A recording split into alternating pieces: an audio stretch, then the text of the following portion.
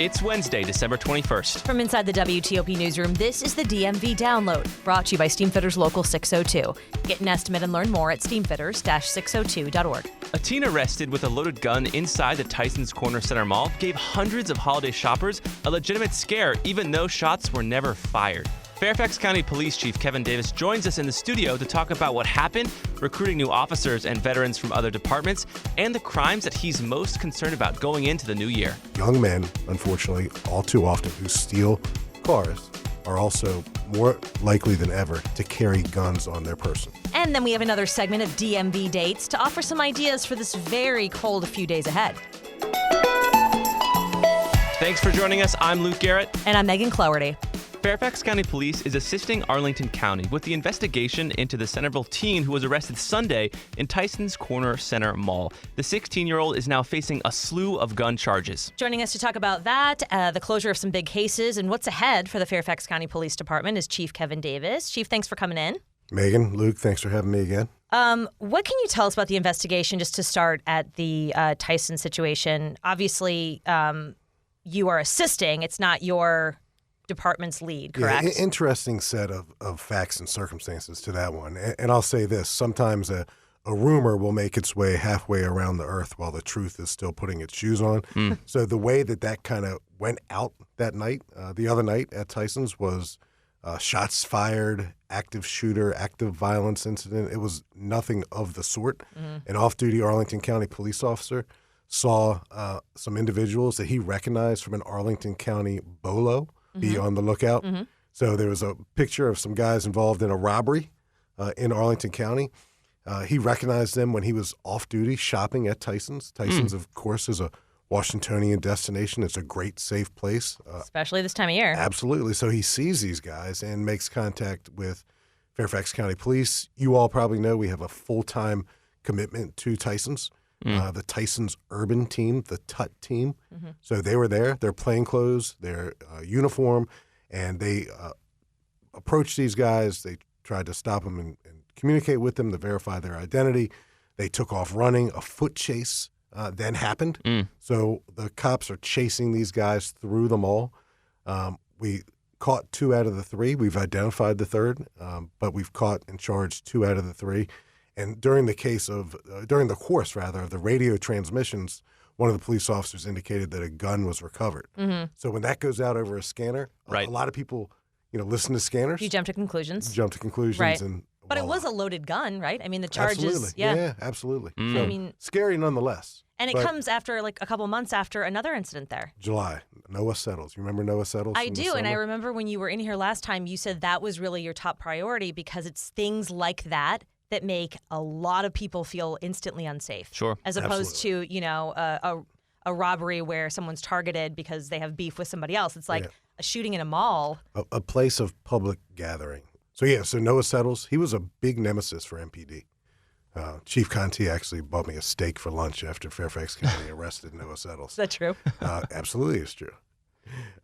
So he was a nemesis in the district for many years, and we caught him out here because he fired 3 shots in a crowded mall on a Saturday afternoon in Fairfax County. That's a big deal. Yeah. And we're proud of the fact that we caught him so quickly.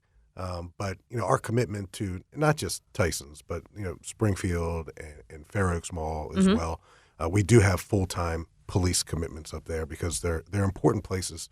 They define Fairfax County. They define really shopping and entertainment districts in Fairfax County and the metropolitan area. I have to ask, though, is Tyson safe? I mean, after these 2 incidents, people feel maybe a little rattled by it. Yeah, and people pay attention nowadays, and people should pay attention. But the fact of the matter is an off-duty cop, a local off-duty cop, observed some guys that he knew were involved in a crime in his jurisdiction right next door. He got us involved. We caught them. We recovered a firearm, and they're now being introduced to the criminal justice system. So all in all, good police work from the off-duty Arlington County cop. Great police work by our guys and gals. Yeah. But yeah, so certainly Tysons is present tense, not past tense, present tense, safe. And our entire government, not just the police department, but the entire Fairfax County government has a vested interest and a huge commitment to keep it safe. And while thankfully no one was hurt, in this incident, there was a gun recovered and a teen, had it. And it comes on the same week where a report from the New York Times shows that, kids dying from gun-related deaths is the highest it's ever been. Have you seen that trend play out in Fairfax County? And from your position, how could this issue maybe be solved? So I saw that article, and I've experienced that statistic, that phenomenon, that reality in other places where I've served as a police chief, particularly in Baltimore and Prince George's County. But year to date, we do not have any young people under the age of 18 who have been killed. That's good. Certainly it doesn't mean it's not a concern. So we have seized more guns this year than any other year in recent history. So about 1,000 guns Fairfax County Police Department has taken off the streets in 2022. Not all 1,000 of them are necessarily involved in a crime. Sometimes we recover them from people who shouldn't possess them. Right. But it's, there are, I think the statistic, Megan and Luke, is 126 guns for every 100 Americans. So in a large metropolitan area like ours, and if Fairfax County were a city, we would be the 9th largest American city. Really? 9th. Wow. I had no idea. Yeah. Wow. I'm filled with like Cliff Clavin type trivia from time to time, Megan.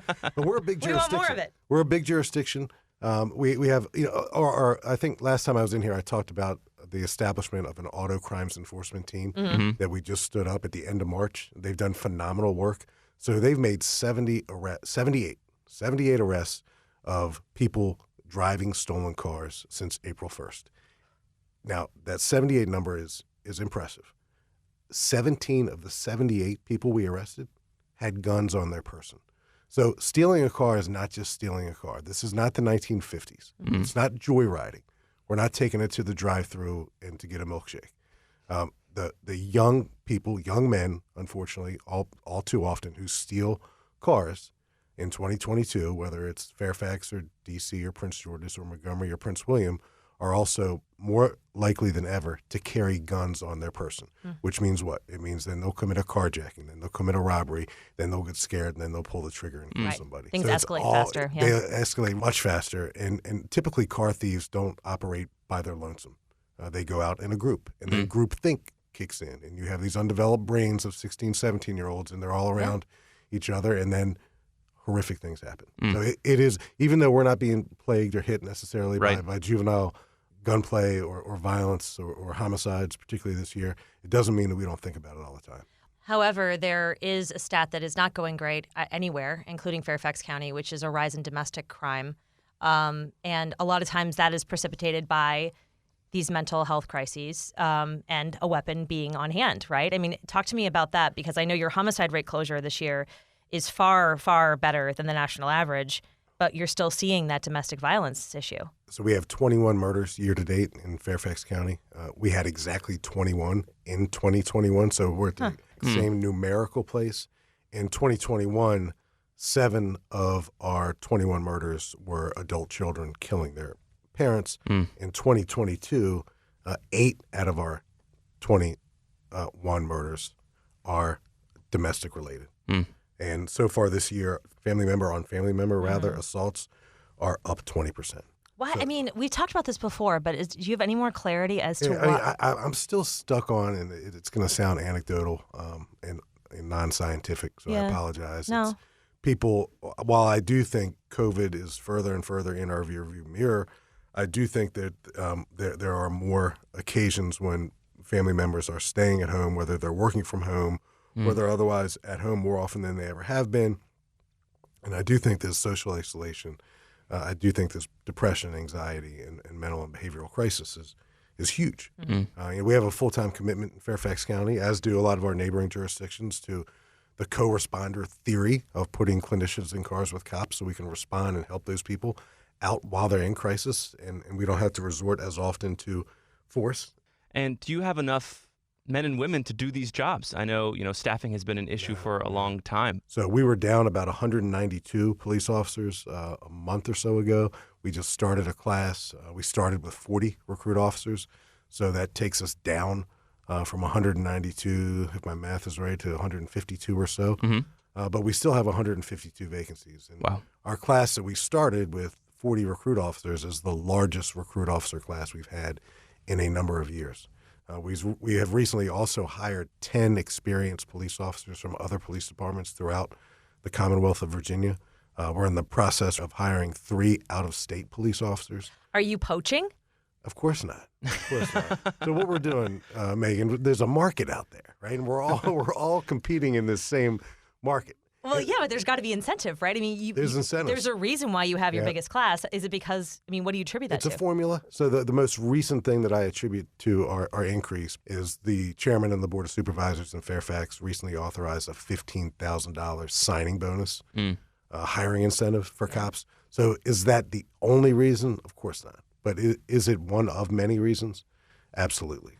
I want to shift a little bit to MS-13, which is, obviously a regional problem. But yesterday, a federal grand jury convicted 3 MS-13 gang members, one of whom was from Annandale, for conspiracy and murder of another man. And the gang, with ties to El Salvador, has had significant presence across our area for years. Before, though, I wanted to kind of get to this.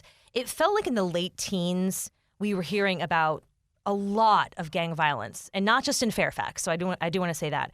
But I mean, like, teens going missing. This is all anecdotal. People's bodies being found that clearly had experienced gang violence, but we didn't know where it was coming from. And then it kind of seemed like it quieted down. Is gang violence still an issue? So, Megan, what do you call the first decade of the 21st century? I don't know. That's what I was going to say. The aughts. The aughts. The aughts. The aughts. So the aughts. So go back to the aughts. Okay. And I remember, and Chief Riley, and for your listeners who's sitting in the corner right here. So back in Prince George's County, along the Prince George's County, Montgomery County border, MS-13 had a huge foothold on the robberies and the extortion and the drug dealing. And like school recruiting, like recruiting Absolutely. kids in And high school and back middle then, school. And this is only, 17 years ago.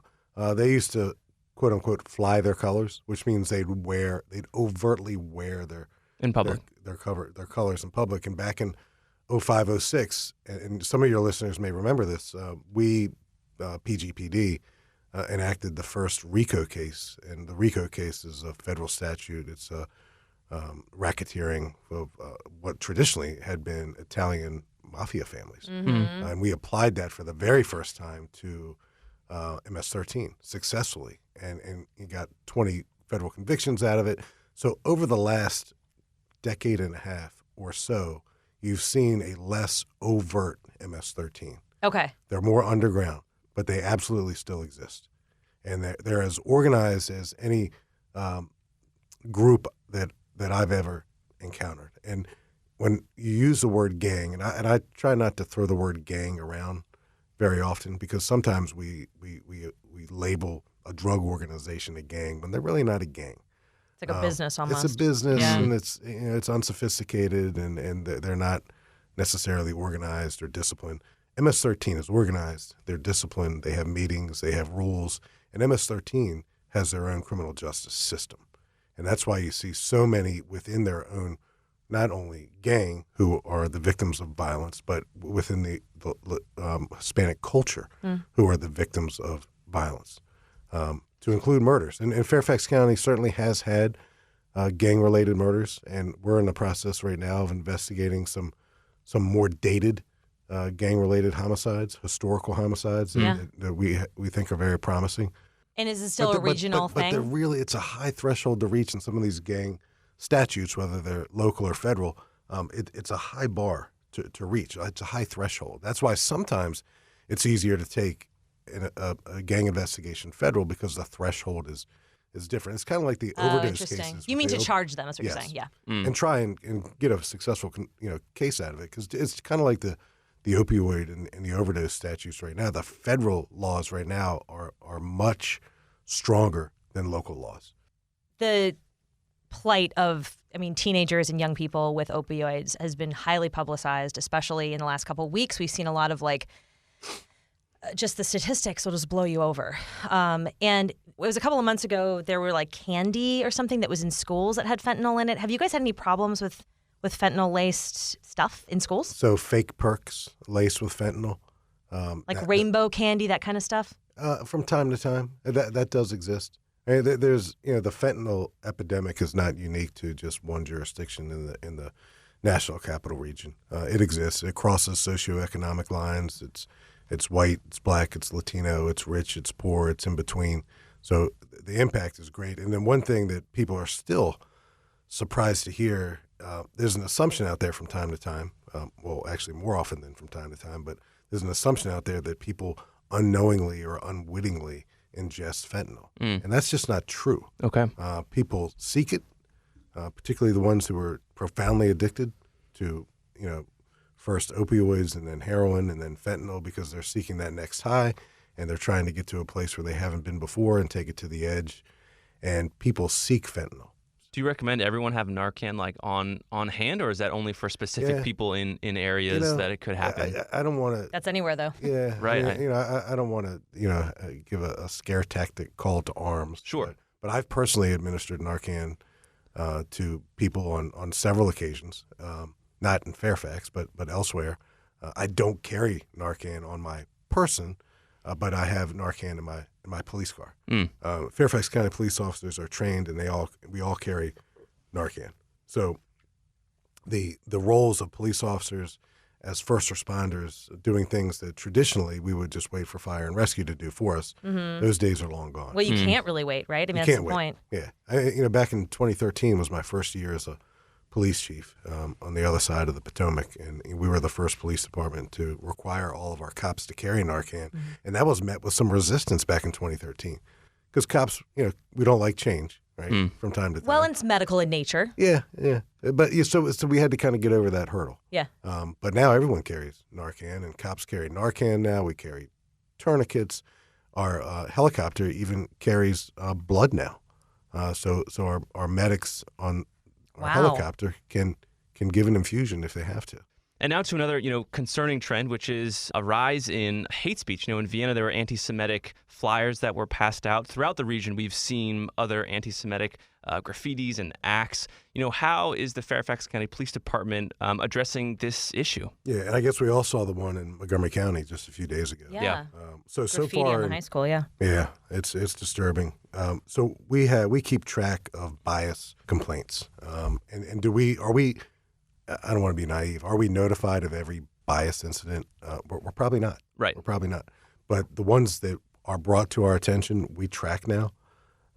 So in 2022, we have experienced in Fairfax County 8 bias-related events. That doesn't mean that all 8 of them necessarily amount to a crime, but it was a bias-related event, and typically it has to do with speech. That seems low. Well, you compare it to 2021, we had 1. So this year we've had 8. But then, again, you compare it to 2020, we had 10. But you divide those numbers into 1.3 million people, it's minuscule. But I say that not minimizing the fact that we did have 8. And there was someone on the receiving end of that who felt threatened and afraid. Looking forward to the new year, biggest concern for you for, the safety of your jurisdiction going forward? It's always more than one thing, and that's not a cop-out answer. But if it was just one thing, I think we could solve it. Okay, well, give me one thing, because I do want to see, it matters, because Fairfax is an incredibly safe place. I mean, it's one of the safest places by population. Yeah, you take the crime and you divide it into the population, and that's how you come up with crime rates. Right. And that's where Fairfax County still enjoys the fact that we are one of the safest, largest jurisdictions in the country. But what concerns me and others, obviously, we talked about it, access to firearms, young people who steal cars, because I think today's young car thief also carries a gun. And I think that young car thief is also someone who will commit a robbery or a carjacking or pull a trigger. Pedestrian safety, traffic safety are concerns. We've lost 23 pedestrians in Fairfax County in 2022, and that number 23 compares to 20 driver and occupant deaths in 2022. So more people are being killed by cars than in cars. Right, and there's a huge education component to that as well that involves crosswalks, so traffic and pedestrian safety, violent crime, particularly surrounding the use of firearms, car theft, domestic violence, crimes that happen inside the homes. And all too often the police are notified for the very first time right of boom, but someone knows about that dynamic left of boom. So how do we get people to come forward and get the right folks involved? And it doesn't have to necessarily be the cops, right?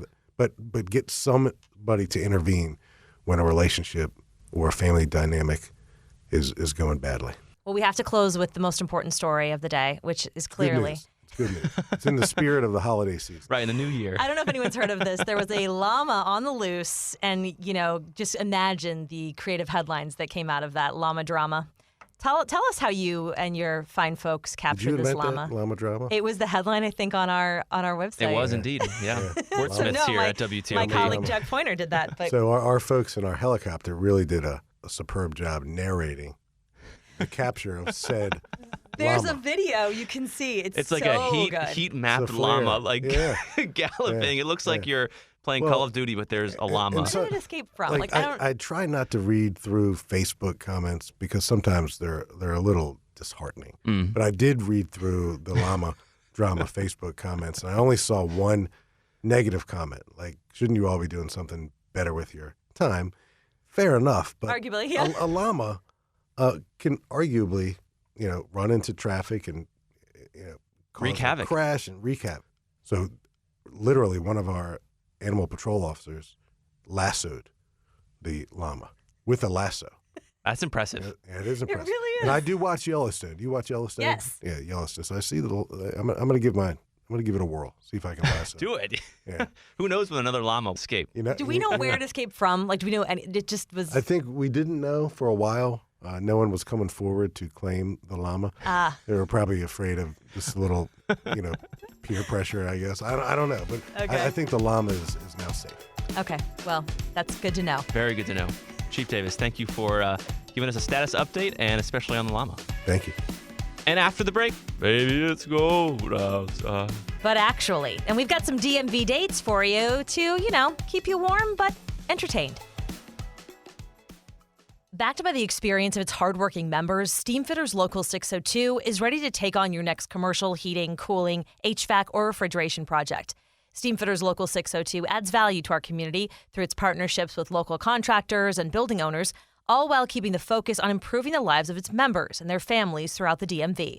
For work that's on time and on budget, go to steamfitters-602.org to schedule your next project. That's steamfitters-602.org. Steamfitters Local 602, changing lives. Explain your DNA on 10 cases, man. You're inside the police interrogation room with the alleged Potomac River rapist. I'm not guilty on any of this stuff. So calm, so reasonable. Could this be the man who terrorized women for 9 years before murdering a brilliant scientist 2 decades ago? Experience one of the most fascinating true crime podcasts available. Join crime reporter Paul Wagner for Unknown Subject, Season 3 of WTOP's American Nightmare series. Search American Nightmare Podcast on all podcast platforms. And before we go, we've got DMV dates, and sadly, this is the last DMV dates ever between Megan and I, so we're going to make it good. I feel like I should have put way more effort into this. No, it's going to be great. I can start off if you want. Sure, you go first, yeah. Okay, so it's going to be cold outside, as you heard me sing. And, you got to go skiing when it's really cold in this area. When it's cold, you just need to spend more time outside. Hear me out, because it doesn't get cold consistently, reliably here in the D.C. region, right? We get a couple cold snaps, but the next 4 days are going to be consistently cold. That means, ski resorts can really produce a lot of snow. So you'll wake up at the crack of dawn on Monday and make your way to Pennsylvania to ski Liberty Mountain. But before you get there, you'll stop in Frederick, Maryland, and you'll get a bagel and coffee at Beans and Bagels in Frederick, and it's a really nice place. And you'll, finish your trip and go to Ski Liberty. You could just stay in Frederick and, shop and bop. No, we're going skiing. Going skiing. Okay. It's cold. It's time. And, it's kind of a fun date. I don't know. You got to, hold your date's hand as you're going skiing, especially having gone skiing before. You can make a fool of yourself snowboarding. Who doesn't love that? Okay. I just have the worst case scenario. If your date has never been skiing, do not do this date. Yeah, you don't want to break your date's neck. No. No. Also, they could be terrified. They could be horrible at it. And Adventure, though. Adventure. Adventurous dates are fun. That is true. Undeniable. That is very true. So you have a great day at Ski Liberty. You drive home super tired. And, if it goes well, it goes well. That's true. This is a huge date, though. Yes. No, I mean, that's like not date. a first date. No. Date, double-digit date. Also, At maybe least like 10. a tester date. Like, is this person athletic? Is like- this person oh, outdoorsy? yeah. Is this person... Maybe you're not either one of those things and you don't want your person to be. Yeah, And that's you can true. test that this theory. is a threshold. Yeah, I never thought about dating that way, Megan, but I guess you can test people out that way. My husband took me on one of our first dates was like a test date. And I was like, is this a test? He was like, no. You surely passed. And then later he said, yes, it Yep. was a test. Yeah, well. It was hiking Old Rag, which please never do that to anyone because, What the heck's so fun? It's the best date idea. oh my God. Go, Joel. All right, on to my date, which is mostly inside. You're welcome. Wah, wah. You're going to start. Okay, so I think that there's going to be a lot of people, despite the weather, who are going to be down doing the super holiday things because you're off, and you have your family in town Yep. or whatever, and you want to go see the National Christmas tree or Totally. whatever. But I think one of the most underrated holiday events, Mm-hmm. Celebrations. holiday places to visit Okay.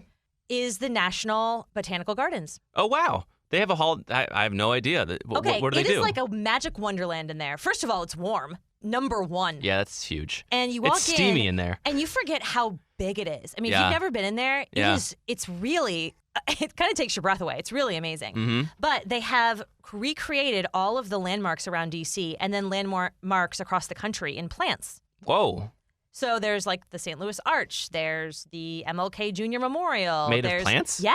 What? It's really, really cool. Dang. I know. The U.S. Capitol. So it's Wow. just neat. So actually, kids really like it. Yeah. I don't know if they're doing it this year, but they used to have like a train that went through the entire thing. Love so the trains. train goes around. I love a train. And you just see weird and cool plants, and it's a nice little like break from the everyday. Totally. Okay, so that's where you start your date, Okay. and then you walk down to Eastern Market. Now you could take a bus or a taxi or Uber or whatever you want to do because it is a little chilly, but it's about what, a 15-minute walk? Yeah. Super doable. If you bundle up right, it'll be perfect. Yeah, and bring a hat and all that.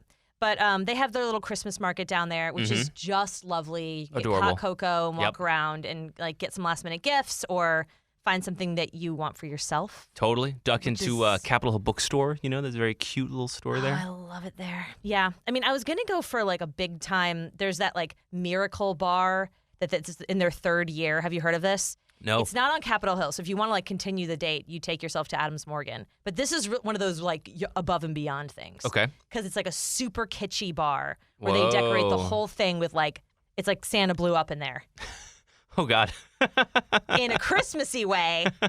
And it's only in the bar area too. So you can reserve 2 bar seats. Wow. And get like hilarious. They have these these drinks called like Santa's Little Helper, Elfing Around, Spiked Chai.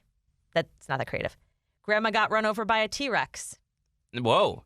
I love it. That Anyway, sounds fun. whatever. It's a themed bar, and sometimes if you're like in the mood for those, they can be really fun. But if you're not in the mood for crowds, Totally. maybe not your scene. Yeah, keep it in your back pocket if the date's going well. Yeah. So there you go. Wow, that's 2 solid options. And that'll do it for us today on the DMV Download. We're brought to you by Steam Fitters, Local 602. I'm making a face because I'm kind of sad. Yeah, it's a little sad. Last DMV dates. Last DMV dates, but Our music is by Real World. yes, it is. Thank you. Well, the wheels are coming off, people. You can find us on social media where we're posting every day, and we'd love to hear from you on there as well. You can also become a VIP listener at dmvdownload.com. The DMV Download is a product of WTOP News. Listen on 103.5 FM in the D.C. area, 107.7 FM in Virginia, 103.9 FM in Frederick, Maryland, online at WTOP.com, and of course on the WTOP News app. Have a great night, and we'll see you tomorrow.